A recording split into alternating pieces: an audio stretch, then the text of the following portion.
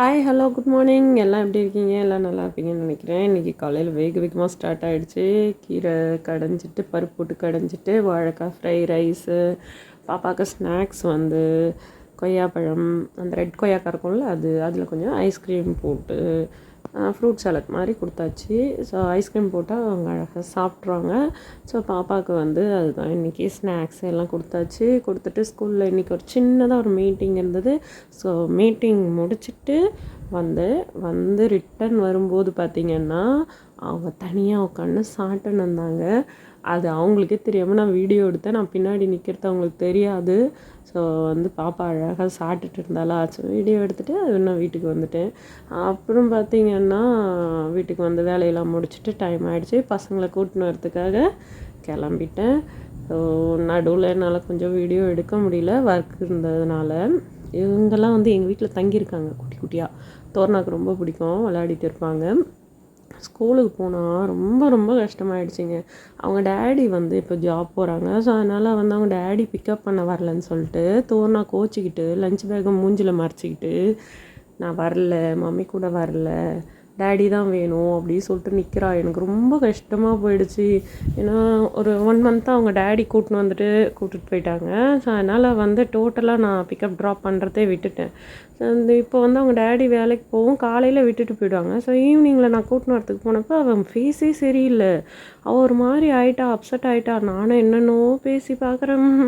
Mummy வேணாம், நீ கிளம்பு, ஆயா தத்தை வீட்டுக்கு போ, ஆயா வீட்டுக்கு போ, வேணாம் அப்படி சொல்லிட்டா. நானே எப்படியோ ஆய கட்டி அப்புறம் குழந்தைய வேடிக்கை காமிச்சு, அங்கே தொட்டாச்சு இங்கேல இருந்தது அதெல்லாம் காமிச்சு விளையாட்டு காமிச்சு அப்புறம் கொஞ்சம் சேஞ்ச் ஆனால் அப்புறம் வீட்டுக்கு வந்து ஆட்டம் பாட்டம் கொண்டாட்டம் தான். ஸோ ரெகுலராக போகிற மாதிரி ஒரே பிஸியாக போச்சு. அப்புறம் யோகேஷன் பிக்கப் பண்ணின்னு வீட்டுக்கு வந்துட்டோங்க.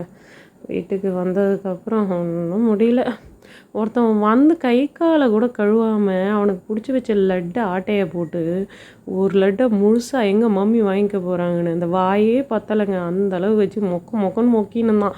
சரி டே போதுண்டா அப்படின்னு. ஏன்னா அது வந்து நட்ஸ் லட்டு அவனுக்காக நான் செஞ்சது, அவனுக்கு ரொம்ப பிடிக்கும். அது வந்து போகிற ஒரு நாளைக்கு எத்தனை லட்டாங்க சாப்பிடுவாங்க. சரி அதுக்கப்புறம் அவங்களுக்கு பிரேக் கொடுத்துட்டு சரி ஓகே அவங்களுக்கு ஒரு மில்க் ஷேக் போட்டு கொடுக்கலாம் அப்படி சொல்லிவிட்டு பேரிச்சம்பழம் நட்ஸ்லாம் போட்டு பாலில் போட்டு மில்க் ஷேக் தான். அது உள்ளே என்னென்ன போட்டிருக்கேன்னு அவங்களுக்கு தெரியாது. நான் ஃபஸ்ட்டே ஊற வச்சுட்டேன். அதை போட்டு அடித்து அவங்களுக்கு வந்து ஓரியோ மில்க் ஷேக்குன்னு சொல்லி ஐஸ்கிரீமை போட்டு ஒரு ஓட்டி இது வந்து ஓரியோ மில்க் ஷேக் டேஸ்டியாக இருக்கும் அப்படி இப்படின்னு சொல்லி ஏமாற்றி கொடுத்துட்டோம்னா குடிச்சிருவாங்க. ஸோ அது நட்ஸ் மில்க் ஷேக்னால் இறங்காது. ஸோ ஐஸ்கிரீம் போடும்போது ஃப்ளேவர் மாற்றிடும், பேரிச்சம்பழம் ஃப்ளேவர்லாம் தெரியாது. ஸோ அது இன்னொன்று வந்து கிளாஸில் வந்து ரோஸ் சிரப் தான். அது ரோஸ் மில்க்கும் ஆட் பண்ணலாம், இந்த மாதிரி டெக்கரேஷனுக்கும் ஆட் பண்ணலாம். நான் எப்பவுமே சாக்லேட்டு இல்லைனா ரோஸ் சிரப் இந்த மாதிரி போட்டு கொடுப்பேன். அவங்களுக்கு அதை பார்க்கும்போது கொஞ்சம் நம்ம ஒரு அந்த ரெஸ்டாரண்ட் எஃபெக்ட் கிடச்சி அப்படியே கொஞ்சம் சாப்பிட்ருவாங்க. அவ்வளோதாங்க. அவங்கள கொஞ்சம் சாப்பிட வைக்க தான் இந்த ட்ரிக்ஸ்லாம், வேறு ஒன்றும் இல்லை. ஸோ இப்படி தான் சாப்பிட்ணுமான்றதுலாம் இல்லை, பசங்களை எப்படியாவது சாப்பிட வைக்கணும், அவ்வளோதான். அதுக்கப்புறம் வந்து 2 பேரும் நல்லா மில்க் ஷேக்கை குடிச்சிட்டு எனர்ஜி ஆகிட்டாங்களா. இப்போது ஈவினிங்கோட என்னோடய சார்ஜ் குறைஞ்சி போச்சு. என்னால் சுத்தமாக முடியல. சரி அதுக்கப்புறம் பிள்ளைங்கள ஆய கட்டி எப்படியோ அவங்க வேலையெல்லாம் முடிச்சுட்டு அதுக்கப்புறம் அவங்களுக்கு ஆக்டிவிட்டி கொடுக்கலான்னு சொல்லிவிட்டு ஆரம்பித்தேங்க. அதோடய அவங்களுக்கு ஆக்டிவிட்டி தான். இது வந்து நாங்களே வந்து ப்ரிண்ட்டு போட்டு வச்சுருப்போம். சின்ன பிக்சர்லாம் டவுன்லோட் பண்ணி ஜாயின் பண்ணுறது, அந்த டாட்ஸ்லாம் ஜாயின் பண்ணுறது, அப்புறம் கலரிங் பண்ணுறதுலாம் இருக்கும். ஸோ அதை கொடுக்கும்போது ரொம்ப இன்ட்ரெஸ்ட்டாக 2 பேர் கலரிங் பண்ணுவாங்க, மேட்ச் பண்ணுவாங்க. ஸோ அந்த மாதிரிலாம் பிக்சர் கொடுத்தோன்னே ஜாலியாக இது பண்ணுவாங்க. ஸோ இது நம்மளே இது மாதிரி ரெடி பண்ணி வச்சுக்கலாம். ஸோ அவங்க பொறுமைக்கும் ஒரு எல்லை இருக்குல்ல. ஒரு 1/2 hour போச்சுங்க, அவ்வளோதாங்க. அதுக்கப்புறம் கலாட்டாவை பாருங்கள். 2 பேரும் வீடையும் ஒரு வழியாக்கி என்னையும் ஒரு வழியாக்கி வெளியே ஓடுறது உள்ளே வர்றது ஒன்றும் முடியல. 2 பேர் பின்னாடியும் ஓட்டம் பிடிச்சி டயர்ட் ஆகிட்டேங்க. எங்கள் வீட்டுக்காருக்கு ஃபோன் பண்ணி எப்போ வருவீங்க அந்த மூவியில் வர மாதிரி கேட்க ஆரம்பிச்சிட்டேன். ஏன்னா சுத்தமாக முடியல 2 பேருக்கு. எனக்கு மயக்கமே வருது. 2 பேர்கிட்ட சுத்தமாக முடியல. 2 பேரும் பயங்கர அட்டகாசம் பண்ணி முதல்ல அவரை வந்து சீக்கிரம் வாங்கன்னு என்ன ரகலை அவனை அடிச்சுக்கிட்டே இருக்கா. அடிக்காதன்னு சொல்லாமல் நல்லா என்ஜாய் பண்ணுறான். என்னால் முடியலைங்க.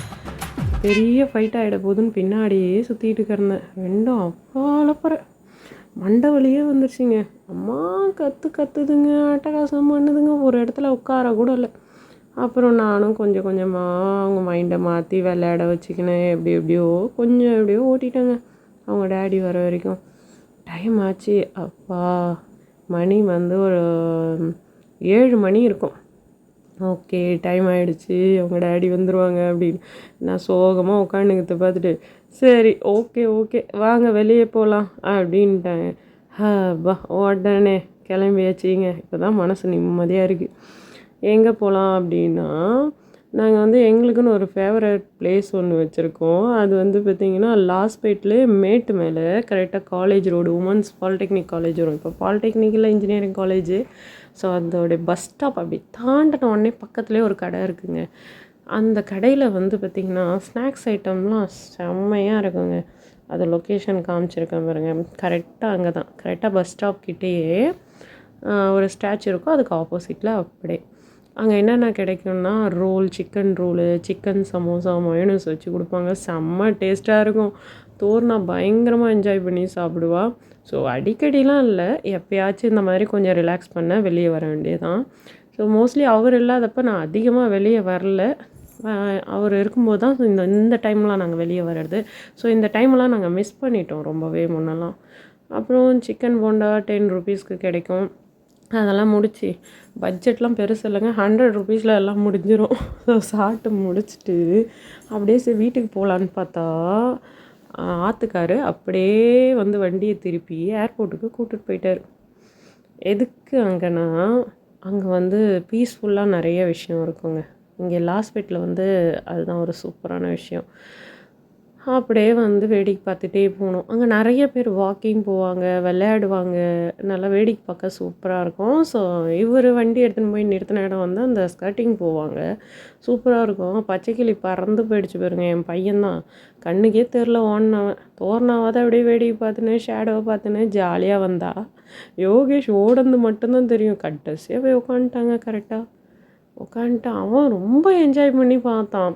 நம்மளுக்கே அப்படியே கொஞ்சம் ஸ்ட்ரெஸ்ஸாக இருக்கும்போது அங்கே போய் உட்காந்தோன்னு வச்சிங்களேன், அந்த பசங்க போகிற இடத்துல அவ்வளோ சூப்பராக இருக்குங்க. ஐயோ ஸ்லிப் ஆகிடுமோ, ஐயோ இப்படி போகிறாங்களே, இடிச்சுக்குவாங்களோ, அப்படியே பயமாக இருக்கும். அதில் ஒருத்தவங்க ஸ்லிப் ஆனாலும் அடுத்தடுத்து விழுந்துருவாங்க. ஆனால் அவ்வளோ சூப்பராக போவாங்க பசங்க.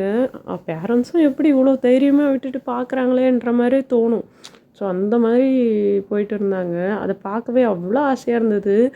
யோகேஷ் நானும் போகிறேன், நானும் ஸ்கட்டிங் போகிறேன்னு ஒரே சரிப்பா நான் வாங்கித்தரேன் நீ போப்பான்னு சொல்லிட்டு அப்படியே பேசி கீசி ஓட்டி அப்புறம் 2 பேருக்கு தூக்கம் வந்துச்சுங்க. அதோடய வீட்டுக்கு கிளம்பியாச்சு. டிஃபன் தோசையை ஊற்றி சாப்பிட்டு படுத்த தூக்கம்தான். இந்த வீடியோ பிடிச்சிருந்தா கண்டிப்பாக கமெண்ட் பண்ணுங்கள், லைக் பண்ணுங்கள், சப்ஸ்கிரைப் பண்ண மறந்துடாதீங்க.